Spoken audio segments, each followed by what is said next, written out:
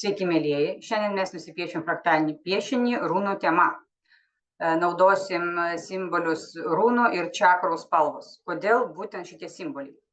Taigi runų idėja man atėjo po joninių, nes neseniai video rašomas, kai praūžė joninės. Per joninės mes buvom susitikę su rašytoju Edvardu Maluku ir jis daug pasakoja apie viduramžių Lietuvą ir kokios buvo tradicijos ir kaip žmonės bendraudavo tada, kokie buvo papročiai. Apie runas irgi pasakoja, nes tarkim buvo neaišku, ar Vytautas Didysis kalbėjo lietuvių kalba, nėra tokių žinių. Laiškus jis rašė lotynų kalba, galbūt išmanė rusų, aš neįsivaizduoju tiesą pasakius, nes nėra jokių įrodymų, kad jis kalbėjo lietuviškai. Lietuvių kalba ilgą laiką buvo tokia kaip prasčiokų kalba. 18-19 amžius, kai Lietuva buvo okupuota Rusijos, tai Rusijos, Lenkijos ten visko buvo, tai buvo kilmingi kalbėdavo rusų, ir kalbėdavo lenkų kalbom, lietuviškai, prancūzų dar buvo vienu momentu jau 18 amžius, tai lietuviškai nekalbėdavo didikai ir turbūt ilgą laiką nekalbėjo. Tai lietuvių kalba ilgą laiką buvo tik tais prasčiokų kalba ir turim iš tikrųjų didelę laimę, kad šitą kalbą mes išsaugojom. Taigi runos, tai buvo alfabeto prieš istoriją, pradinės toks alfabetas. Jos iš tikrųjų paplitusios buvo ne tik Lietuvoje, jos paplitusios po visą Europą ir dar Rusijoje randami runų ženklai. Jie ten yra šiek tiek skiriasi nei pas mus. Tai pas mus vyravo šiaurės šalių tokie runų raštai. Tai mes jos šiandien pagal juos šiandien ir piešim. Runos buvo naudojamos tik bažnyčios, ne bažnyčių dar nebuvo. Runos buvo naudojamas šventyklose, apeiguose, kažkokie raštai galbūt iš jų ir buvo sudarinėjami, bet pagrinde jos randamos kaip ženklai ant akmenų prie šventyklų. Ir dabar yra prie bažnyčių randami ant pamatų runų ženklai ir mokslininkai aiškinasi, kągi jie reiškia, čia atskiras mokslas. Taigi, tai yra būdas kalbėti su dievais, išsiųsti žinutę dievams, būdas apsaugos, magijos ir kažkiek yra rašto, nes jie ten manoma, kad kiekvienas ženklas galbūt ir žymė kažkokį tai garsą. Todėl mes naudosim runų ženklas, nes tai yra būdas užkoduoti piešinyje savo norą, išsiųsti žinutę dievui kaip tokius. Dabar kodėl bus naudojamas, palaukit, aš paleisiu biškį skaidrės yra pas mane padarytos, lietuviškos runos ir rytietiškos čakros, kodėl aš juos naudosiu savo piešiny. Čia yra tik du piešinukai, taigi runas, jau kaip ir papasakojau, tai alfabeto prieš istoriją, runomis vadinami ženklai buvo itin plačiai paplitę, kaip raštas ir naudoti daugelio tautų. Dažniausiai runų ištakų ieškoma germanų ir gotų gentyse, tačiau pamirštama, kad runos randamos ir slavų, tiurkų bei kitų tautų istoriniuose šaltiniuose. Kintant kalbai ir raštui, plintant krikščionybei ir alfabetui, latinizacija Europoje daugelį tautų seniai rašmenys sunyko, liko ir virto tik puošybos, dekoratyviniais elementais buityje, mene bei išlaikė išskirtinį tik maginę prasmę ir simboliką, kurį laiko bėgant taip pat keitėsi. O dabar čakros. Kodėl naudojamos čakros? Todėl, kad visų pirma, fraktalinis piešinys, jis remiasi čakrų spalvų reikšmėmis. Jeigu šios metodikos autorė yra Tanzilė Polujachtova, rusų psichologė, ir ji naudojo,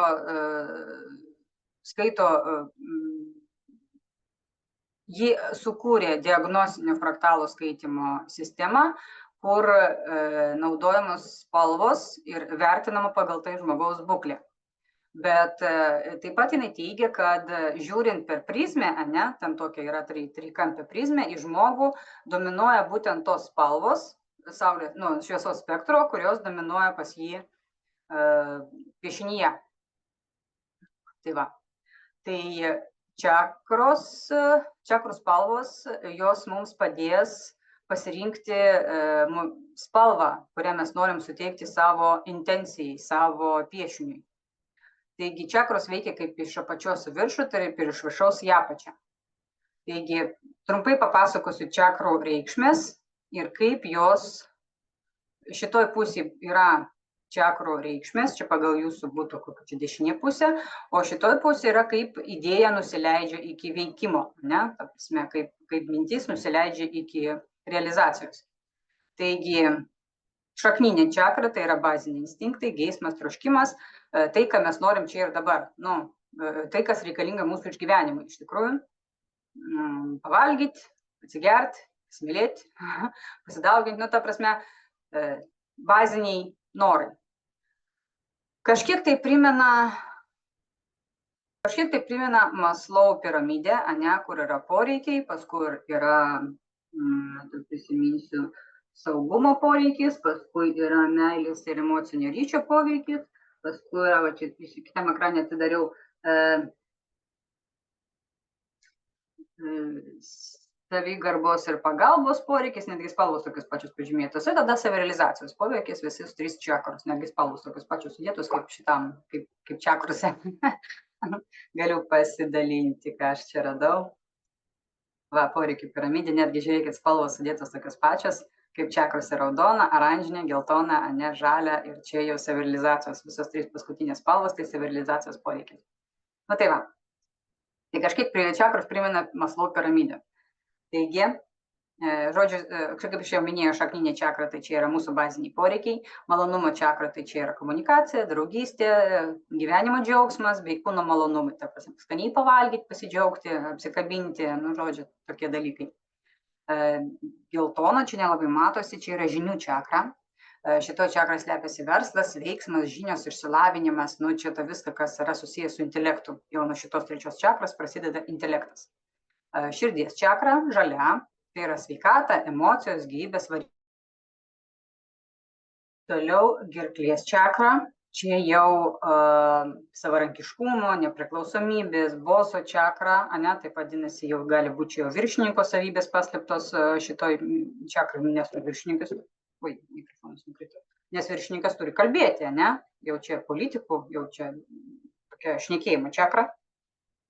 Atsakomybės kaip ir už savęs prisėmimas iš tikrųjų šitoje vietoje irgi slepiasi. Ir toliau trečiosios akies čakra, čia jau aukštesnis lygis, dvasingumo, dalinimas su kitais, mokinti kitus, pavyzdžiui, bet jau čia ne mokytojai, o jau taip jau daliniesi tuo, ką esi pats patyręs, Tai va šitoj čakros slepiasi, ir pats mokiniesi to dvasingumo, ta prasme, priimi dvasingumą ir daliniesi jo. O čia karūnos čakra, tai čia yra intuicija, minčių, idėjų, ryšių su Dievu jau. Jinai nėra mūsų kūne, jinai yra virš mūsų galvos skaitusi. Tai čia taip ir pažymėta. Toliau, kadangi aš savo, sakykime, taip fraktalinį piešinį naudoju motyvacijai veikti, motyvacijai dirbti. Nes kai dirbi, darbas lova, motyvacija dirbti, kaip sakant, prapuola, Tai grįžtant prie šito piešinio, man jis suteikia motyvaciją veikti ir tuo noriu pasidalinti su jumis. Todėl būtent šita dalis, kaip pažiūrėta, išnagrinėta, kaip mintis įgyvendinama į realybę. Tai čia jau eina atbulinės čakros jau šitas seka. Pradžioj į karūnos čakrą ateina mintis, idėja, ta prasme, sugalvojat, ką norėtumėt atlikti, padaryti, veikti, ko jums trūksta gyvenime, kažko. Tai nusileidžia idėja žemiau į trečiosios akies čakrą, tai tu svajoji apie tą dalyką, svarstai, kaip tau būtų gerai, bet dar nepasakoji, nesidalini su kitais, dar tau baisu. Tada nusileidžia jau į gerklės čakrą, jau pradedi dalintis, ką tu norėtum padaryti, tariesi su kitais, kad toj pradėsi kažką veikti, kaip tau trūksta kažko, Ta prasme, pasakai tai, ką tu nori. Toliau eina į širdies čakrą, jauti entuziazmą, įkvėpimą, norą veikti, iš tikrųjų, tau atsiliepia šitą veiklą. Žinių čakrą, tai tu jau čia veiki, įgyvendini ir dirbi, jau, ta prasme, jau pradedi gauti žinias, tarkim, trūkstamą išsilavinimą ir realizuoti tai, ką tu darai.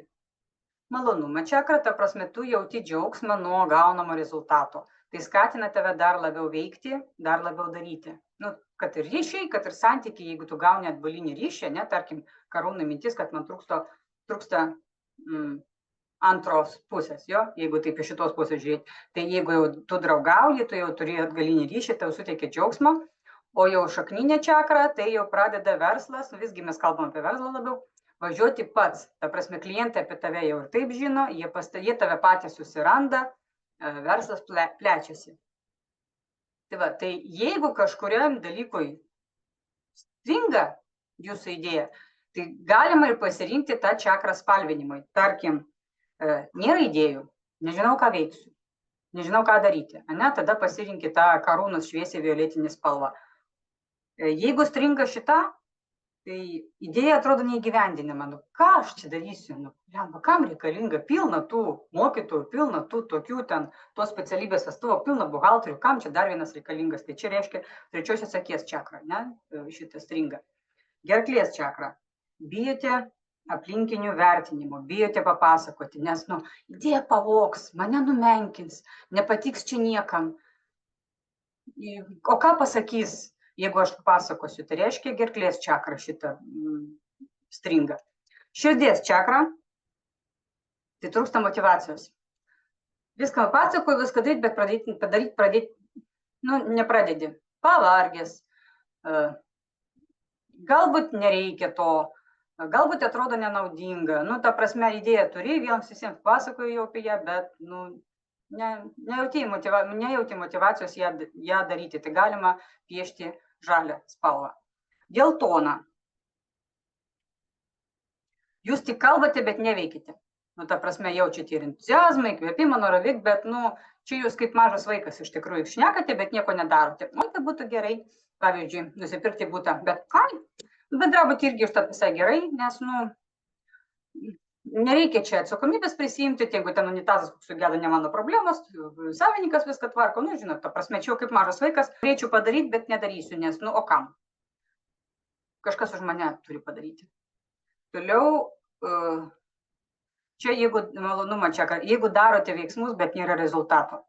Nu, ta prasme, sukūrite puslapį, bet, nu, neateina pas jūs užsakovai. Ieškote darbo, bet darbo skelbimai neveikia, ne?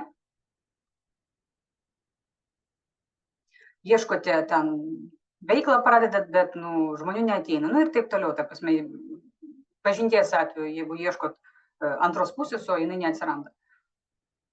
Tai va, o šakninė čakra, jeigu trūksta ten energijos, tai labai turi daug dėti ten energijos. Nu, ta prasme, pastoviai turite būti tenai. Užsakovai patys neateina, vis tiek turit kažkur tai ieškoti, vis tiek turit reklamuotis, jūs savaime neranda.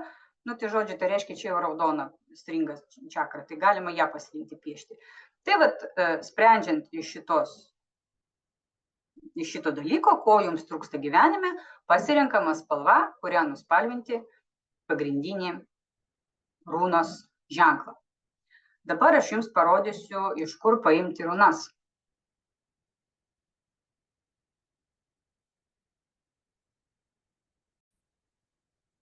Runos reikšmės aš radau online, runos burto ratas LT, runų reikšmės. Ten atsidarius puslapį, to parodysiu. Runas aš radau online. runos.burtoratas.lt ir aš juos dabar tiesiog pravesiu, ane, sustabdydama ekraną ir pakomentuosiu, kam kokiam dalykui galima pasirinkti. Nuoroda į šitą puslapį bus ir po šio video. Taigi, runų reikšmės. Pavyzdžiui, turtai, ne, pasirinkau šitą pirmą savo piešiniui, nes, nu, noro išsipildymas, turtingumo ženklas, ne, reikšmintis kaip ir verslo sėkmė. Toliau galia, jėga, vyriškumas, moteriškumas.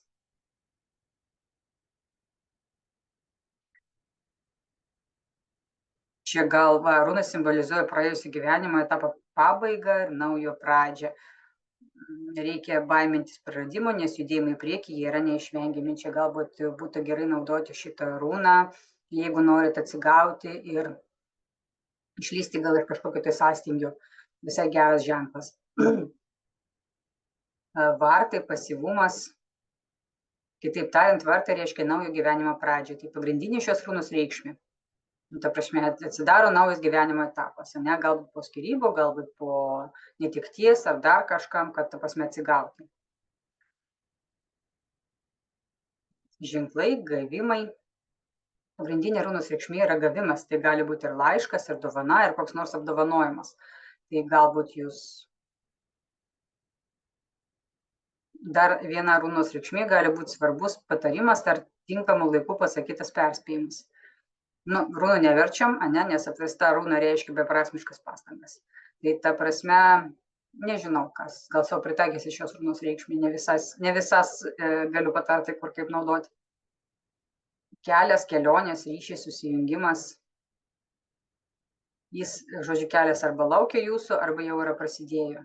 Nereikia vengti šio kelio, pasitikėkite natūraliai įvykių tėkmė. Nu, ta prasme, čia kaip ir pasitikėjimo, kaip susiklosi situacija, atsiduoti likimui. Atskleidimas, ugnis. Pagrindinė runos reikšmė yra atvirumas tiek santykiuose su aplinkiniais, tiek su pačia savimi. Reikia labiau pasitikėti jūsų pačiais žmonėmis, neverda apgaudinėti kitų ir savęs. Nu, jeigu trūksta pasitikėjimo, aš taip įsivaizduoju.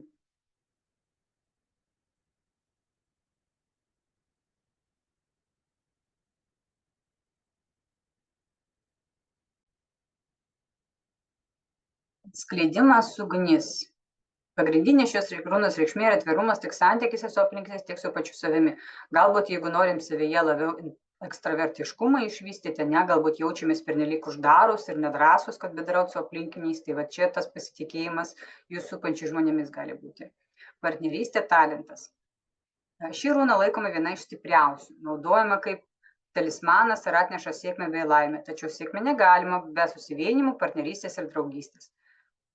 Tikslas gali būti pasiektas tik bendradarbiavimo keliu. Taigi čia, jeigu norite susitelkti su kažko jėgas, kad jeigu jums trūksta arba partnerio, arba draugystės, galbūt versle ieškot su kuo daryti kartu, tai vat, galima naudoti šitą runą.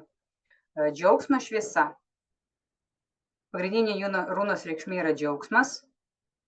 Jis reiškia nesėkmingo gyvenimo etapo pabaiga. Nu, ta prasme, jūs paskaitysite tas runas, kokios jų gali būti reikšmės, ne? Stichija. Pagrindinė runos reikšmė yra nekontroliuojama jėga, galbūt aistra, kuri valdo jūs, neleidžia priimti savarankiškų sprendimų. O čia dar viena runa, kaip čia pasakyti, pasitikėjimo savimi ugdymui.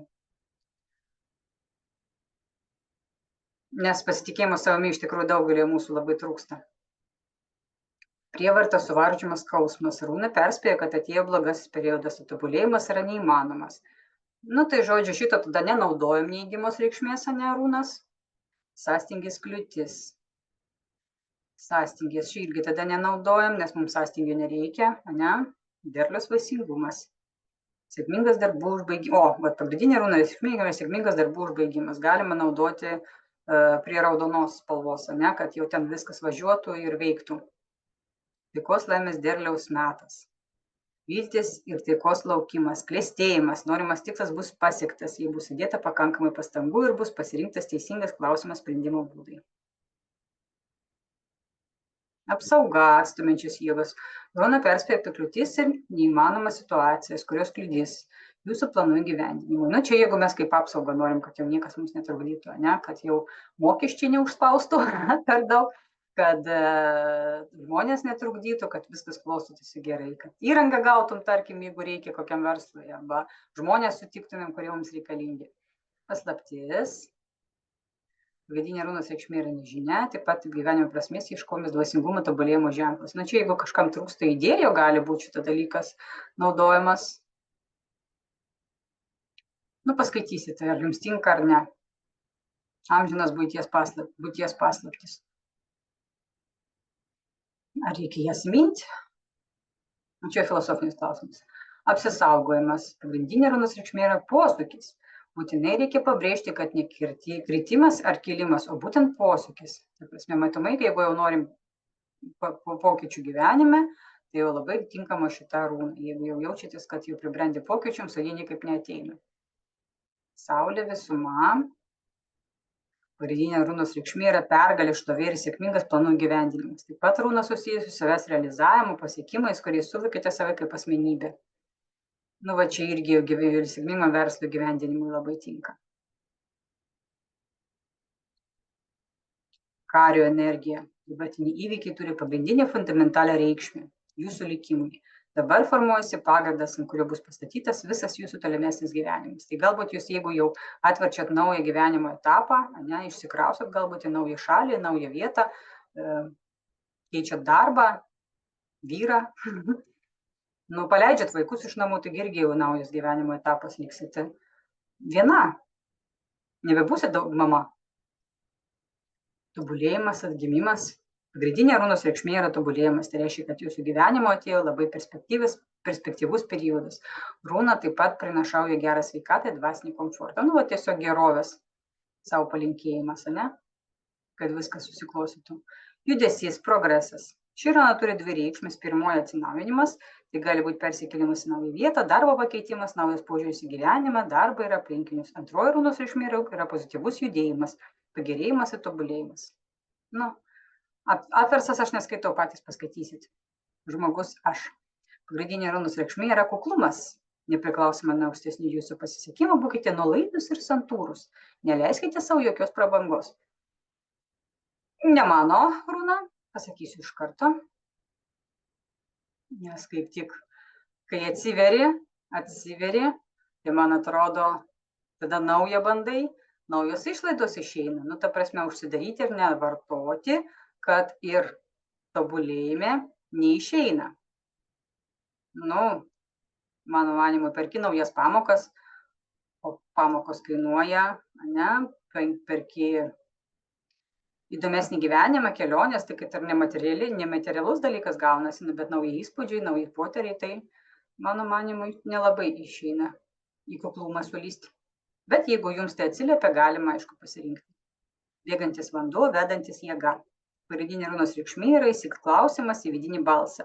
Reikia pasiklausyti savo intuiciją, pasitikėti ją. Nu, tai čia jau labai tinka prie mūsų tos viršutinės, ne, tos karūnos čakros. Jeigu jau taip išgirsti intuiciją, išgirsti savo vidinį balsą.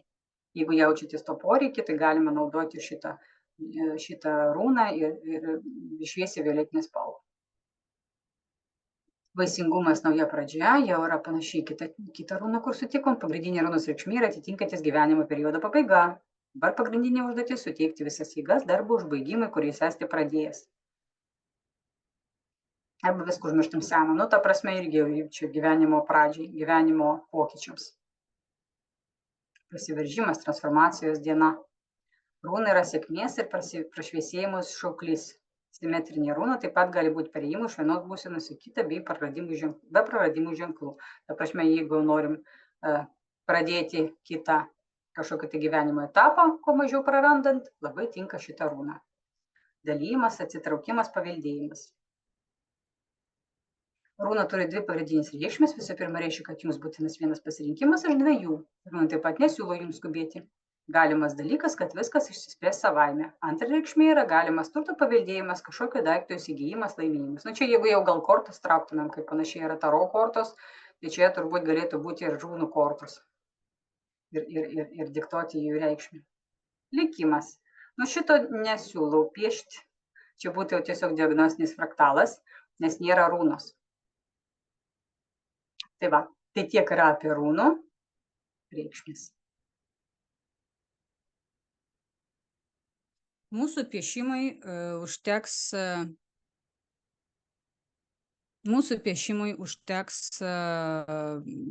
A4 formato lapo, ne? Čia nesimato, ta prasme, čia A4 formato lapo ir juodo tušinuko, kuris piešia gražiai ir lygiai, išbandykite jį prieš tai. Pas mane šitoks lapukų rinkinukas, jis piešia maž gražiai ir lygiai plonai ir to lygiai, kad nenutrūksta jo rašymas. Ir šiaip užtenka 24 pieštukų rinkinio, kur reikėtų padėti atskirai, palaidas, kad būtų atskirai nuo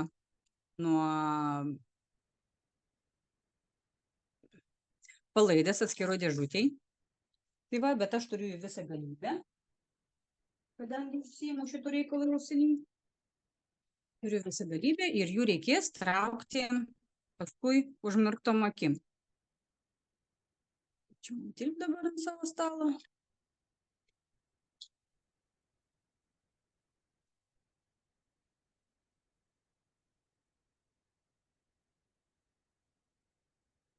Taigi, ką mes darom? Mes pradžioje išsirinkam jau savo runą, ane? Aš išsirinkau pačią pirmą, kuri reiškia nusavybę. Runa interpretuojama kaip sėkmės, norų išpildymo ir turtingumo ženklas. O apversta runa įspėja apie galimus praradimus. Taigi mes piešinį nevartom jo ir tiesiog atmerktom akim nusipiešiam runą. Kaip mes ją matom? Ne? Per visą lapą.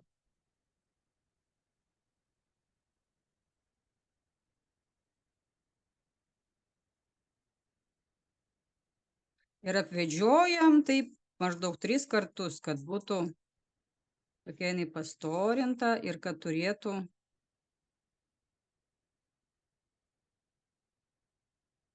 svorį. Tokia 3D pataptų. 3 kartas eina. Kad nebūtinai sutaptų tie. Turi nesutapti kontūrai iš tikrųjų, galima ją paplatinti. Pravesti, jau nuėjau 4, bet uždarysiu čia. Tai va, nupiešiau savo runą, ne? Ir dabar ant viršaus, bandysiu gal plonesnių, pas mane kaip 2 pusės masteris, bandysiu plonesnių. Ant viršaus nupiešiu užmerktom akimis jau fraktalinės linijas. Fraktalinės linijas pagal taisyklės piešiamos 1 minutę ir pagidautina paleisti laikmatį. Paleidžiu, va, užmerkiau akis ir dabar aš piešiu savo fraktalinės linijas ant viršaus užsimerkus. Užsimerkus aš piešiu savo fraktalinės linijas per visą lapą. Stengiuosi neišlipti už lapo ribų. Jeigu išlipat, nieko baisaus. Grįžtat atgal. Ir piešiam lygiai 1 minutę. 1 minutė suėjo. Ir dabar mes surandam linijas, kurios išėjo už lapo ribų, ne, kurios, pavyzdžiui, nuėjo, nukeliavo, jas būtinai reikia grąžinti atgal. Ir, pavyzdžiui, va čia pas mane yra linija neužbaigta, aš ją užbaigiu privedu prie pirmo susikirtimo. Ta prasme, mes veikiam pagal fraktalinio piešinio taisyklės. Ir taip pat, va čia pas mane irgi prie susikirtimo. Nu tai va. Aš pasirenku dabar savo fraktaliniam piešiniui pagrindinę bazinę spalvą. Raudoną, nes aš noriu, kad mano verslas važiuotų pats. Ne, nes malonumą nuo savo veiklos jaučiu, bet pas mane nevažiuoja pats, labai reikalauja daug šito mano veiksmo. Tai va, aš noriu važiuoti, kad važiuotų pats. Taigi, traukti pieštukus pradžioje raudonus atidedu. Keletą rūšių raudonų aš atidedu. Nu, kiek yra pas jūs, aš nežinau, pas mane jų čia yra gerokai daugiau. Tai 2/3 šito pagrindinio ženklo bus raudona spalva. 2/3. Visos likusios spalvos turi būti aplinkui. Ta prasme, aplinkui šito piešinio.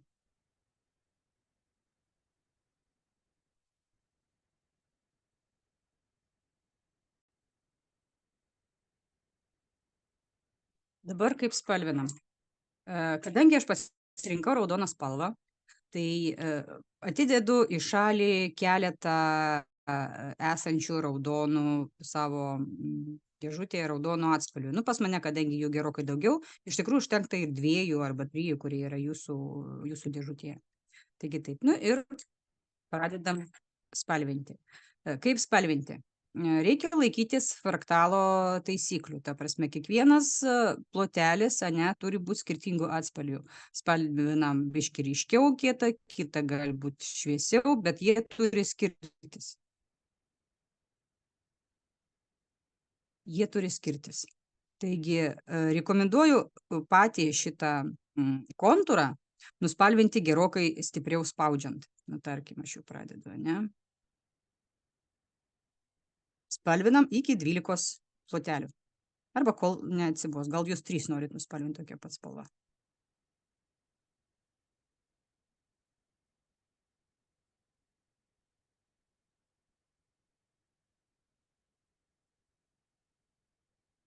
Su savim turėkite ir drožtuką, nes pieštukai mėgsta lūžti. Aš jau dabar pasiimsiu.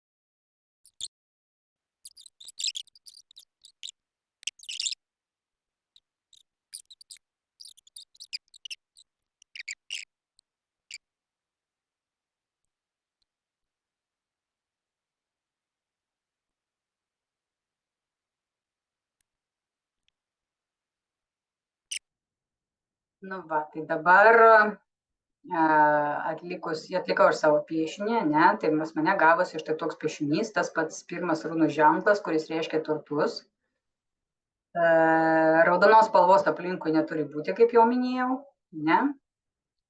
Ir galima, pabaigiant jau šitą praktiką, atversti puslapį į kitą pusę, užrašyti datą, ką piešit, ir aprašyti keliais žodžiais, kadangi jau identifikavot savo problemą, kodėl stringat, ne, kurioje vietoje jums nevyksta procesas, kurioje vietoje jums neišeina atlikti, ne, būtent jeigu jau pasirinkot tą spalvą, runą, jo, identifikavot savo problemą ir dabar kitoje pusėje bandykit aprašyti, ką jūs galite padaryti jos sprendimui.